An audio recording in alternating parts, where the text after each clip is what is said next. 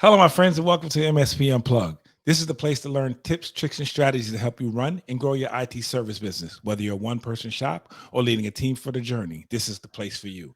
My name is Rick Smith, and I will be your co-host, along with my partner in crime, someone who really needs no introduction, Chicago's own ProdigyTeks finest, Mr. Paco Lebron, looking around for what I don't know. There's no one but you around. For some assistance around here on these parts. How you doing today, Mr. Smith? I'm doing great, man. I'm doing great. It's a dreary Tuesday morning, but we'll get through it here in New Jersey. I hear that. I hear that. How about you, my friend? Oh, better than good, better than most, as I like to say. I cannot complain one bit. Oh, that's good. That's good. Keep our heads above water as we continue to move and close out our year, and as we continue to talk about our fourth quarter living. But in today's topic, we're going to talk about a little bit about pricing reviews. But before we get to that, we're going to go to our first segment here of what's happening, is what's going on. Now that could be news, or it could be, as we normally do, share a tip, trick, or story that has impacted us during the week that we want to just pass on to everyone else. So, Paco, you got anything that's happening that you want to talk about? I think that for the past week, I've been playing catch up on some of the things that we got going on. I think the biggest piece is how and I think you're going to lead into this a little bit, is that sometimes boundaries are just not respected when we're dealing on there. I flew out to Miami this past week. When this airs, it'll likely be the week, 2 weeks after. And, right as I'm about to board my flight, I have this client that, if it's not me supporting him, he does not want to talk to any of the team. And that's a whole nother thing to talk about on there. But he has always this uncanny sense of whenever I'm traveling, that's when he has the problem to contact me. Go So Paco now. and so his thing is like, hey, when can you get to it? And it's like, well, I mean, I have commitments. Like, the whole point of you hiring us is that you have my team. It's your choice to not use the team. So you're going to have to wait. And so, and it's like, hey, a couple hours later, hey, ETA, hey, ETA. And I say, look, I have to explain to you, there's a process for this. You're not following the process. Now you're on my timetable. So you're going to have to wait. I will let you know when I'm ready. And so it's one of those where you have to kind of push that onus back on them. And I think a lot of us are afraid because, they are paying the monthly bill and they are paying for things. And obviously you are surviving and living off of those payments and from the value you're delivering to your clients. And you don't want to disappoint, but you also have to make sure that you put boundaries in place, because if not, you're going to just be running yourself ragged and it's going to be a whole different type of situation. So that's my story, because we were talking about that earlier about boundaries, and I know you have a story similarly about that as well. Yeah, I have a very similar story, and it leads back to the same thing. We have to put boundaries around how we do business and how we allow, because what happens with our communication with clients, how they perceive what's expected of us, is all based on what we allow, right? So I had a client last night, and unfortunately, when I started this business, I gave my cell phone out, which was not a smart thing, but I didn't know any better. You don't know what you don't know until you realize, right? Now, so I've had some clients for a very long time. So one of my clients decides at 8 o'clock last night, they want to call my cell phone, Mm. For some support. So I don't answer the phone. I'm actually doing something else anyway. So, so they call and then leave a text message. So I proceed not to answer the phone, and I did not respond to the text message until this morning. So the client texted me back this morning at 6 o'clock. I called you last night. I have a problem, blah, blah. And I'm like, okay. And I know what the problem was. They text me what the issue was, but I kindly say, hey, I get it, but my office hours are from 8 a.m. to 6 p.m. If it was an emergency, there's ways that you have to contact us to put in a ticket to tell me what's wrong. Now, the fact that you cannot find where your word icon is not an emergency, because that was the issue. Right. So that's not an emergency. And it is not going to get me to stop doing what I'm doing at 8 o'clock. Now, I will say this, and maybe this is conditioning, because the old Rick probably would have picked up the phone and talked to him and then went to a computer, no matter what I was doing, and logged in to help them find the word icon. But we have to set boundaries. And the way I say this too is, we're dealing with business clients, right? We want them to respect the same boundaries that we set, that they expect their clients to respect for them and the way they do business, right? So um I don't know, maybe some of them do answer the phone at 8, 9 o'clock at night. But that's not us. So I just say, as you know, I've been talking to a couple of different MSPs about when we're doing statement of works or proposals and things like that, right? One of the things that's important to put on there is those things. These are my office hours. This is how you contact us. This is what is in scope and this is what is not in scope. And make sure the client takes a look at that and is familiar with it, and then you can enforce it. Now, I'll say this: clients will try you, so it's going to be up to you to enforce those rules, right? So they will try you. They will, say, hey, I have a team of, X amount of technicians that you can reach out to when there's a problem. But no, I only want to work with you. And they expect you to drop everything and do it. And like, in your case, if you do that, then you set the precedent that they can always expect it. Right. Like Right. I've heard the term before about, don't give discounts, because a client will always expect the discount then. Right. Or, they will always Right. expect it. And you basically lock yourself into that. So I guess my, what's happening or story today is set boundaries and stay on them, and and enforce them, so that you can have that work-life balance that you need as well. Right. Yep. Right. I can't agree more. All right, Mr. Paco. Today we're going to talk a little bit about pricing review as we go through our fourth quarter living. We're going through we're going through the stack, going through the planning, going through next year's scenario and how we're doing things. Today we're just going to talk about one of the things you should be doing. It goes along with some of the other things we'll have coming down the line, but this is your pricing, right? Reviewing your pricing, planning on if you're making changes to your pricing, setting that, and how that's done. So Mr. Paco, you'd like to start there? Oh no, Mr. Riff. I think you can go ahead and start with your fine stuff, because I think that the reason why I do that is because I think we've all been talking about this probably for the last several weeks on really trying to figure out pricing, right? And going into what you mentioned in your story is, I think there are a few items to help correct when doing pricing reviews and how to elaborate or tell your clients on increases of pricing in their review. So I think for what we've talked about, I think there's different ways of viewing pricing reviews, right? Mm-hmm. Internally and externally. Are you including your client in these conversations? Are you part of those budget conversations?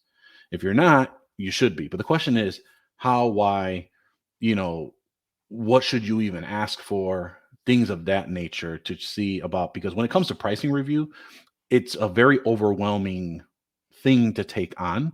And that's why a lot of people don't do it. It could be that it's not in their agreements, it's not in their forefront to do that because they have 15 million things to do. But the 15 million things to do is causing them, because they probably are not charging enough so that they can have some time to focus on what needs to be done for some of the businesses. So I'll elaborate a little bit more on all that. But what does pricing review mean to you? Well, it's taking inventory, just like everything else in the business. It's that time of the year where you figure out what works. Now, I'll say it this way: we all may price our products, our offerings differently, right? There's the per price, per device, the hybrid method, the all you can eat, the value pricing, whatever you want. There's 1,000 different ways to do it, right? We happen to do a specific way. So I say the first step is know what your client is costing you, right? Know what it costs you to service your client. Now, that could be different prices, you'll be amazed that it's different prices for different clients, right? Or different profit margins, different costs for different clients, even if they are the exact same size. Right. Now, when I say what that costs you, there's other things that factor into that, right? Not only what you pay for the things that go into your stack that you offer them. Mhm. Paco and I've talked about this a lot, your burden rate, right? So what does it cost you to service that customer? Now, I'll give a quick example of how it matters. You say you have two clients of equal size, 10 users, 10 computers, one server, in one location, right? Because we price on all four of those things, right? But I'll just use that as an example. So you have two clients, the exact same makeup. Yeah. They're in two different industries. One client you may get 2 tickets a month from. The other client you get 20 tickets a month from. Now, for whatever reason that is, if 10 people can't remember their password 10 times or twice a month, or whatever the case may be, whatever those issues are, client B, who you get more tickets from, you spend more time with, right? So there's more on the burden rate, more labor time of your people to service that customer as opposed to the other customer. Now, taking into account that, you'll know exactly what that customer has, taken that along with everything else, what that customer has cost you.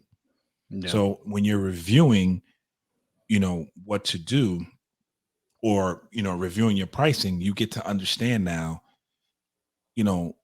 all donuts are not made the same. All donuts are not equal, right? Now I just use donuts. I don't know why, but it just came out. So those are things that we have to take inventory of. Now, one of the things I say I was not very good at until the last couple of years is recording everything that happens, recording all the tasks that you do for a client through the year, and that is through your PSA for ticketing, right? Having a ticket for all the things you do, so that now when you get to this point, you really know what a customer costs you. Yeah. I'll leave it at that for now. I have a couple of other examples that you should take into account, but I feel like I've talked a little bit enough, so I'll let you go, Paco. And Oh no, I want to be serenaded with the words of wisdom by Mrs. Smith. No, but I think that for what when you're considering pricing reviews, it's very important to ensure that you really audit what you are paying and costing you for the business. I think you made a very distinct piece in there where when we come up with our rates, we are always just figuring out what is going to cost for the stack, and then we put a little margin on top, and then that's our rate. And so it's not until you start to really understand how much time is going into a client that you really understand, all right, this is what the burden rate is.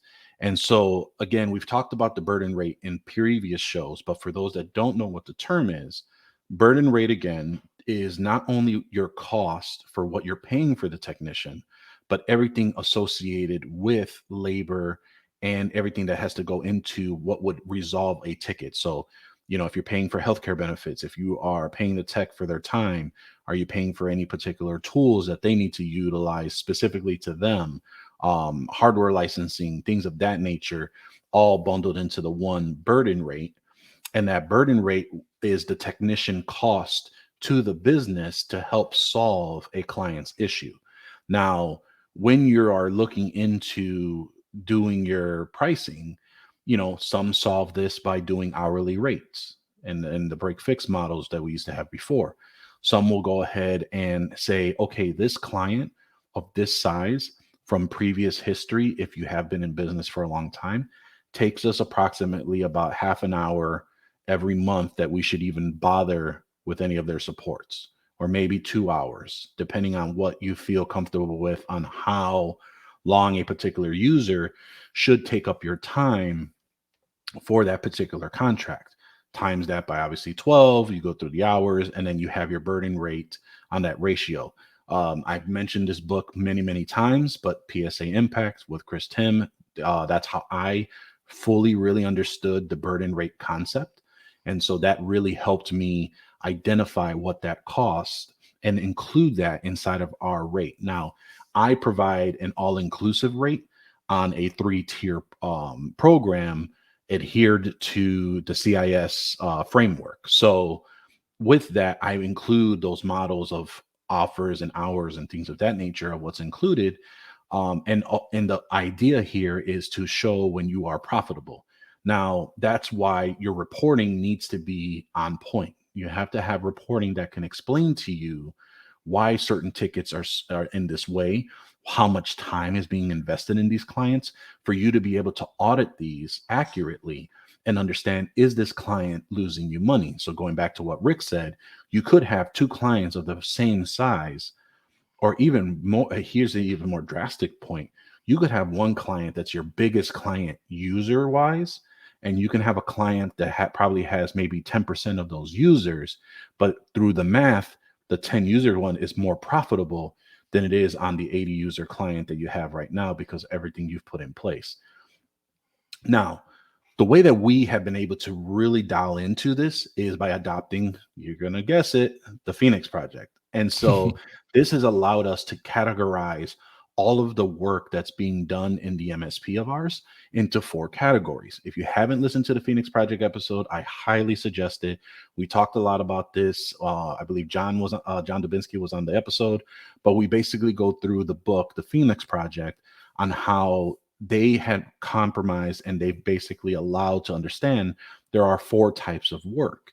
And in these 4 types of work is where you have to identify where are the constraints, where are the ways to help improve, because if you don't identify what's going on in your business between these 4, you're going to keep heading into a chokehold with everything you have. And again, that is going into business projects, internal projects, changes, and unplanned work. And so I will give an example of how we were able to utilize this. Is once we put this in place, we had a client. It was a 4-user group. We were on the fence. We knew that they were, what's the best way to say this? We know that they were very adamant and energetic about their support. And they would always constantly over the weekends send us 15 requests. And it just created more work for everyone. And so we went from, they just create a bunch of tickets to now understanding that they created a lot of change request tickets. It wasn't necessarily something was broken. It was, they wanted these changes because they didn't understand the process. So what ended up happening was, once we identified that, we were able to then educate them, lower the ticket count, which lowered the burden rate for us that we needed to have, which provided us more margin for the client.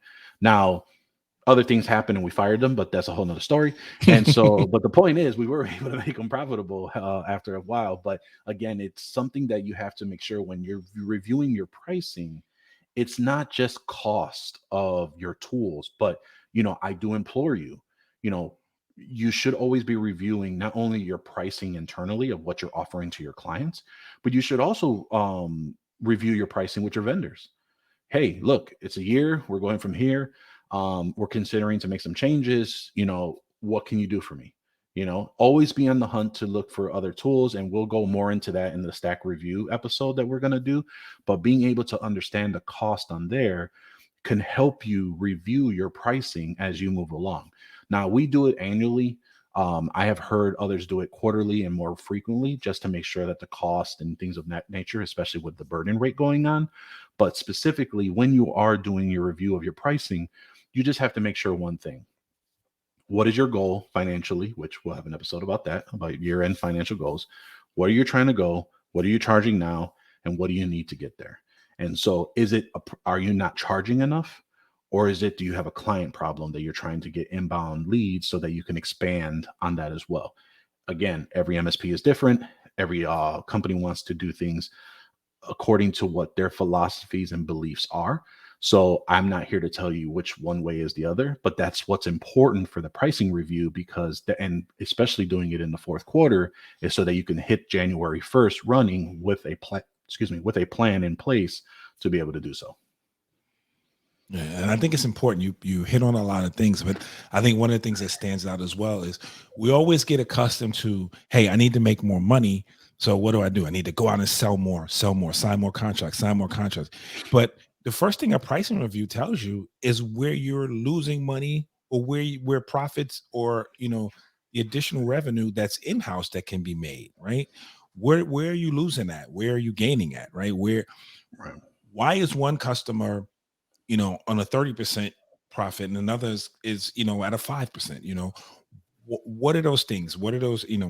Is it a service issue? Is it a process issue? Is it a client issue? Whatever the thing may be, you can figure that out by knowing what you're making on each one of your clients, right? I don't think, it's been my experience since I've been doing this, the numbers are not always going to be equal, right? You want to say, and I'm just throwing out this number, people can use whatever they feel is comfortable. But I'm just saying, I mean, to say you want to make sure you have a 30% profit margin on every customer, right? This doesn't necessarily always work out that way for whatever reason. Again, as we talk about, you can have a customer half the size be more profitable than the bigger customer. It's just, you just say, but you have to figure out where those nuances are, where they exist in this pricing, to figure out, why that is. Now, one of the things we do, we have an internal term for it, which we call the PIA factor, but we, for serious purposes, we just call it the work factor, right? Yeah, yeah, basically. But it's that when you're reviewing, like every client we look at, we bring in a client, we don't know, you don't necessarily, you try to guesstimate. If you have a new client, you try to guesstimate how much work is this going to cost, is this going to be. You base that basically on past experience with, you try to use similar size and similar situation clients to figure out, hey, this may cost us 4 hours a month in actual labor work to get this done. This is outside of all of our automations and all these other things that we set up. Right. So, you set that, but we have that factor. So what we do now is we calculate our rate based on our price sheet. And we have 3 levels. It's a 1, 1.5, and a 2. So we do a 1.5 for everyone new, meaning whatever that number works out to be, we multiply by 1.5. So it's a little bit more than what our price sheet tells us. That's where we start a customer at, because we don't know. So we start in the middle. Next year, when we're doing that review, they can stay at that 1.5 level, which now really becomes their 1 now, right? The next year, now they're at a 1. So we don't necessarily need to do the multiplication as we're working on what we do for an increase, or how we're going to adjust to why this customer is costing us so much. And it also helps us to determine efficiency. So it's like you mentioned this earlier. Is it something that we're doing or not doing that is causing this inefficiency, and why this customer costs us so much? Are we not communicating how tickets should be presented? Are we not communicating what true expectations are or should be for the client to have of us? Are we not understanding what their expectations are of us?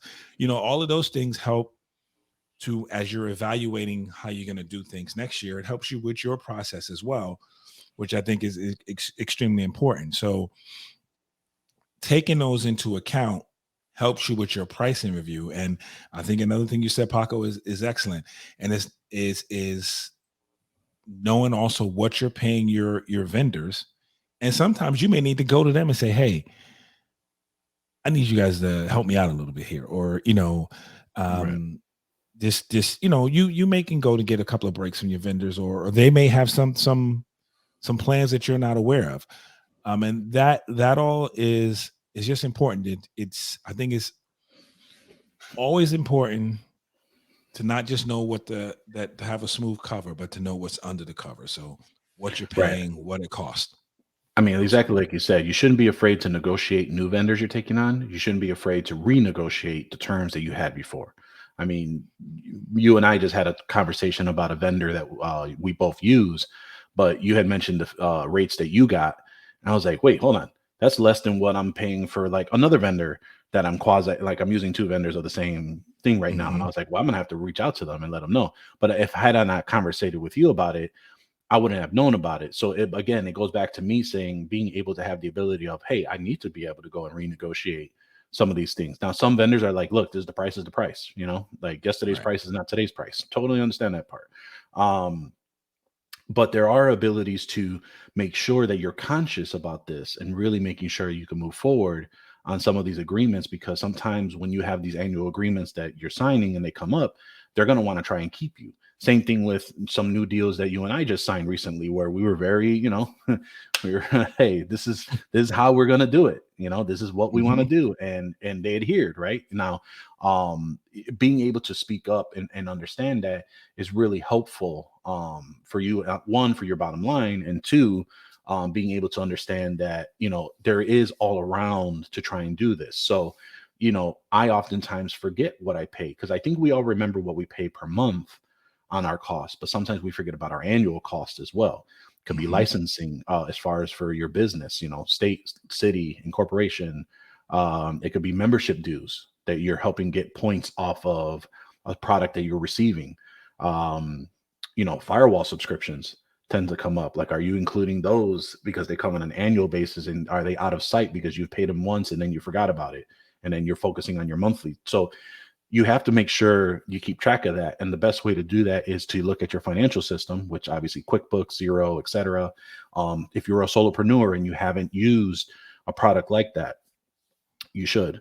But definitely understand, there are alternatives than QuickBooks and Zero, like Wave apps and things of that nature that are free, I believe, still, that can at least get you in a more modular state, as far as what you're paying. I'm not talking about billing. I'm talking about things you're paying that are coming out of from your account. Because for me, it's a little difficult to kind of go through your statements and figure out what you're buying. But through a Right. system, you have the ability to kind of put the chart of accounts and figure out what buckets these things go, what are dues and subscriptions, things like that. A financial professional should help you with that. But really, if that still is out of sight for you, get on something like Mint if you're paying for you with your personal card. And it's similar to what QuickBooks, but then you have the ability to see on your credit card and your bank of what you're paying for your business, and you can manually total that up. Now, I suggest doing that in January and going through the year. If you want to do it now and you're a glutton for punishment, go for it, because Yeah. that's a Right. lot of transactions that you're going to have to go through for the past 11, 12 months. So There's a 5-day project. I'd probably say even more, because I know that I used to do that when I first started.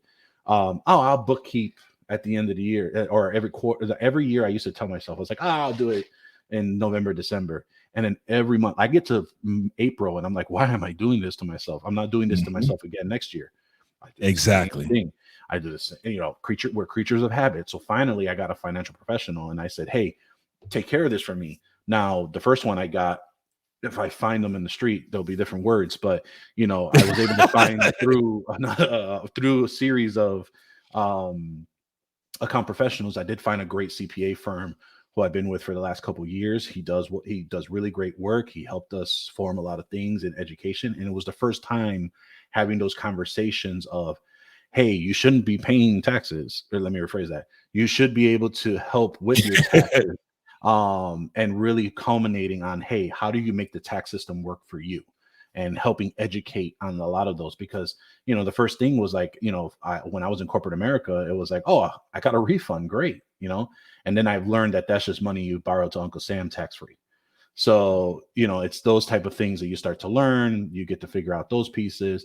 Auditing your transactions will allow you to figure out what you are putting into the business. It'll help you understand your financial pulse. And then moving forward with a professional, or if you try to figure out yourself, you at least know what you're paying for, and is that in reflective of what you're taking in for income slash your monthly services. And is there a disconnect? Are you actually losing money because you decided to do this service, this duty, take on this client? And do you need to make some changes for that? Right. Is there any value, I guess, in those projects, or in those products you're paying for? And I think Right. it's great what you're saying. You need to know, like I'm the same exact way of every year I'm going to balance my books every month. Then April comes or March, and my accountant's waiting for me to get the stuff to him, and I'm back on, you know, just getting the May of last year to get that stuff to him, right? So that's where we have to do a better job. I think as a business owner, particularly, now it depends on what size you are, how many people you're managing, but I think it's still always important to know where you stand. The worst thing is when it comes tax time, and then you're looking at your numbers that you get back, and you realize, damn, I spent this much money on this. I don't even use it. You know what I mean? I spent this Yeah. much money on this. You know, I didn't realize this was costing me so much, because again, it's going out either, like you say, on a monthly or annual basis, and it's just money. Once it's gone, you're not thinking about it anymore. It's gone. Um, so that's always that good step to have to review it. So then when you're doing these pricing reviews, it helps you, know if you are really charging what you are paying for, right? Or what things you're paying for. And do you understand what you're paying for, right? That's the bigger issue, because technically your business, everything you're charging, you only get like, one or two streams of revenue, right? That's your managed service revenue, and then there's project revenue, right? So Mhm. really, if I may be missing something, but I think those are the two streams of revenue you normally get. So, you need to be making that, has to pay for you, every expense in the business, including your employees, taxes, everything. So you need to make sure that at the end of the year, there's no red at the bottom of that list after all of those Right. things come out. And and not pricing correctly, or not reviewing your pricing, will really hurt you in the end. And then, by that time it's too late. So it's always a good idea, like, now, learn from where you are currently, or what you've done this year, and then seek to make those corrections going into next year, right? Because you can't really do nothing about last year now, or the last, what are we in? We're in the 11th month, so the last 10 months of this year. But you definitely can make a change for the next 12 months you go through. So that's where,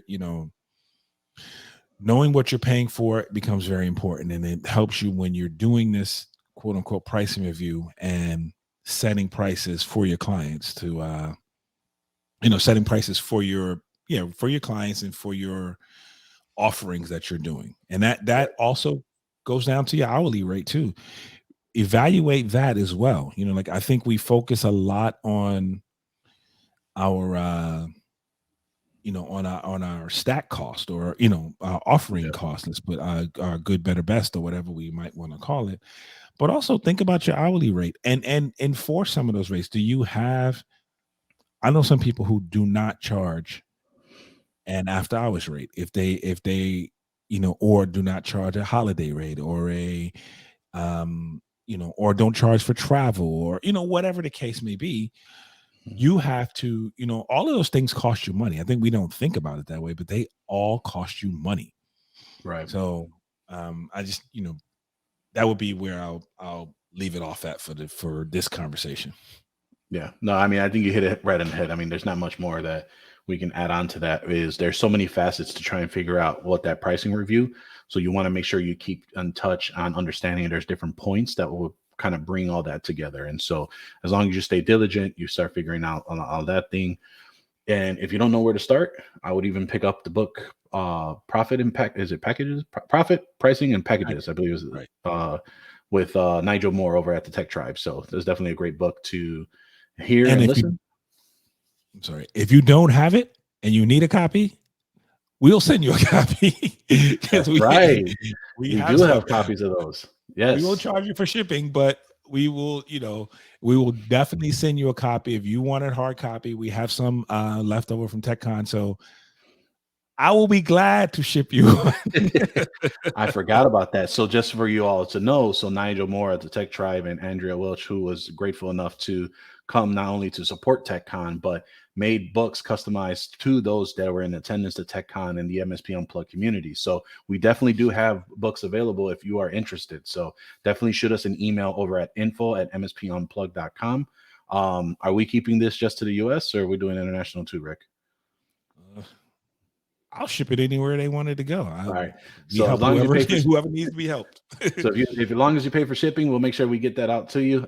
And yeah, it's definitely a great book. It's a paperback back book as well. So definitely good to listen to, or sorry, to read, because it's definitely a quick read as well. So, but yeah, definitely let us know. And if you're interested, and we'll make sure we get those out to you as well. Totally forgot about those.